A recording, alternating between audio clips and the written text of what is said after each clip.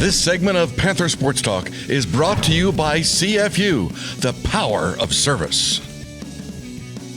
COVID-19 began affecting college athletics in March with the cancellation of conference tournaments, NCAA Championships, and spring seasons.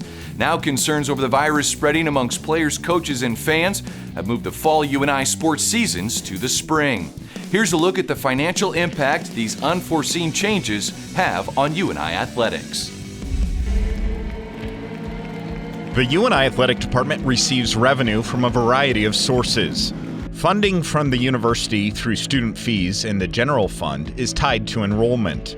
The Panther Scholarship Club donation projections are projected to be affected as people across the country have been touched in one way or another. Ticket sales, game day revenue at home games, if they happen in the spring, will face capacity restrictions. Add UNI football's non-conference game against Iowa that would have brought in $650,000, and the lost revenue adds up. The pandemic has had a devastating impact on our finances. Just to be honest, we're funded in a number of ways, and it seems as though every one of those ways has been touched in a negative fashion. The largest chip that fell was money from NCAA distributions tied to the men's basketball tournament. When the March 2020 tournament never happened, an immediate impact was felt.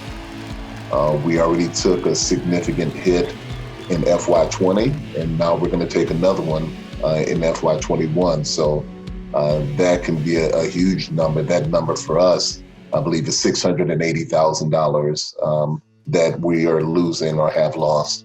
You start to add all of those things up, and we are somewhere between $2 and $3 million of lost revenue to the athletics department just for this year. COVID has also added an expense to the budget column as the NCAA mandates testing requirements.